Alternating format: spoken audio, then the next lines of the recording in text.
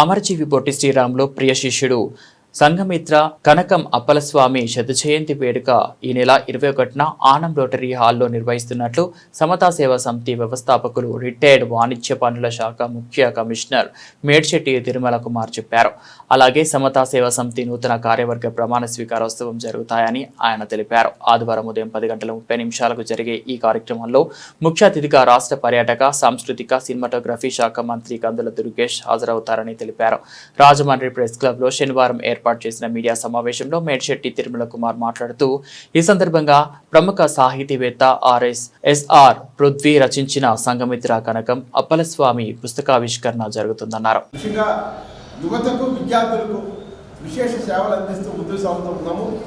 ముందుగా ఈ మీ అందరికీ కూడా నాకు కృతజ్ఞతలు. ఇప్పుడు వేదిక మీద ఉన్న పరిశీలన చేయడం సందర్భం వీరు శ్రీ సారబోయిన రామారావు గారు, రిటైర్డ్ హెడ్ మాస్టర్, సమతా సేవా సమితి వ్యవస్థాపక కార్యదర్శి. వీరు శ్రీ కనకం చంద్రశేఖరరావు గారు, రిటైర్డ్ తహసీల్దార్, కనకం అప్పలస్వామి గారి కుమారులు. వీరు ఇప్పుడు మా సమతా సేవా సమితి అధ్యక్షులు.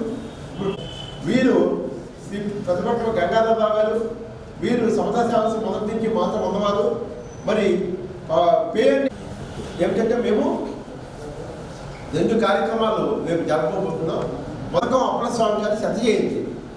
మీకు అందరికీ తెలుసు, రాజమండ్రిలో చాలామంది కనకం అప్పలస్వామి తెలియని వాడు ఉండదు.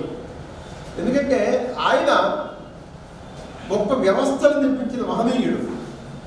ఉదాహరణకి మనకి గౌతమి జీవకారుణ్య సంఘం అనే సంస్థ ఉంది.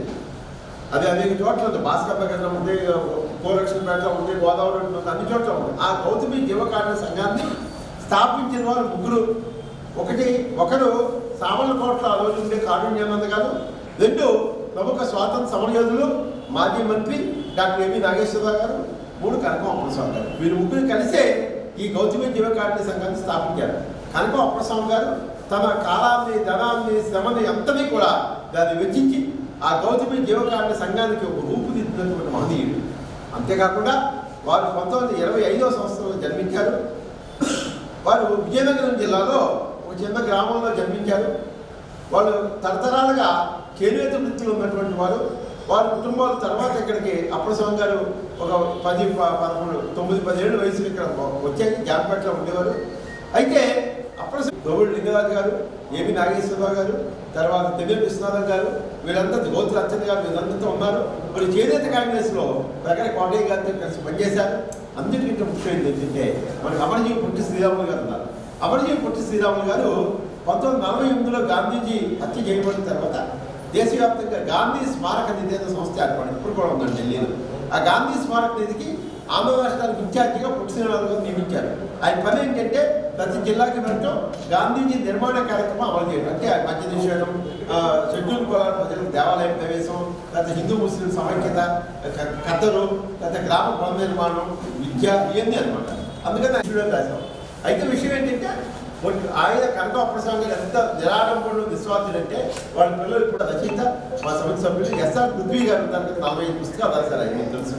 పృథ్వీ గారి చేత సంఘమిత్ర కనకం అప్పలస్వామి పుస్తకం రాయించాం. ఆ పుస్తకాన్ని రేపు ఉదయం మీకు ఇన్విటేషన్ ఇచ్చాము. రేపు ఉదయం 10 గంటలకి మన ఆనంద్ రోటరీ హాల్ వై జంక్షన్లో జరిగే సభలో మన ఆంధ్రప్రదేశ్ రాష్ట్ర మరి పర్యాటక సాంస్కృతిక సినిమాటోగ్రఫీ శాఖ మంత్రులు మా మిత్రులు కందులు దుర్గేష్ గారు ఆవిష్కరిస్తారు. అనేక మంది పెద్దలు పాల్గొంటారు. నా కోరిక ఏంటంటే తప్పకుండా మీరందరూ కూడా ఆ సభకు వచ్చి ఆ విశేషాలని ప్రజలందరికీ తెలియజేయాలని చాలా అవసరం. కొట్టినప్పుడు మనం అంత సంతోషించాలి. ఈ రోజులు ఏమైందంటే గాంధీ అంటే ఎవరికి ఎక్కడండి, గాంధీ వాళ్ళు అంటే ఏంటో అందరికి కానీ ఇదంతా కూడా ఆయన అంటే తర్వాత ఆయన మాట్లాడడానికి పెద్దలతో సాధారణలు ఏర్పాటు చేసాము. ఆ ఎవరైనా డీటెయిల్స్ కూడా మీకు ఇచ్చాము. ఏమండి ఇప్పుడు ఏంటంటే మేము ఈ కార్యక్రమం ప్రధానంగా సమతా సేవా సమితి కనకం అప్పలస్వామి గారి కుటుంబ సభ్యులు. అప్పలస్వామి గారికి 5 కుమారులు, 3 కుమార్తెలు ఉన్నారండి. ఇప్పుడు 2 లేదు, 4 కుమారులు, 2 కుమార్తెలు ఉన్నారు. అంతే కదండి. వీళ్ళ 6 వాళ్ళ పిల్లలు మొత్తం కుటుంబ సభ్యులు అందరూ కలిసి ఈ కార్యక్రమాన్ని ఒక వేడుకగా చేస్తున్నారు.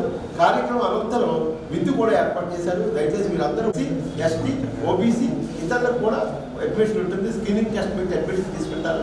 అది మొదట్లో ఉభయ గోదావరి కృష్ణ 3 జిల్లాలకి, తర్వాత 2004లో మళ్ళీ మన ఆర్ట్స్ కాలేజ్ దగ్గర ఎన్సీసీ బ్లాక్ ల్యాండ్ సంపాదించి విశిష్టాడు ప్రభుత్వ ల్యాండ్ ప్రభుత్వం చేత అన్ని అప్పట్లో ఎమ్మెల్యే ఎంపీ కలెక్టర్లు అందరూ సహకరించి 90 లక్షల రూపాయలతో బిల్డింగ్ కట్టించాము.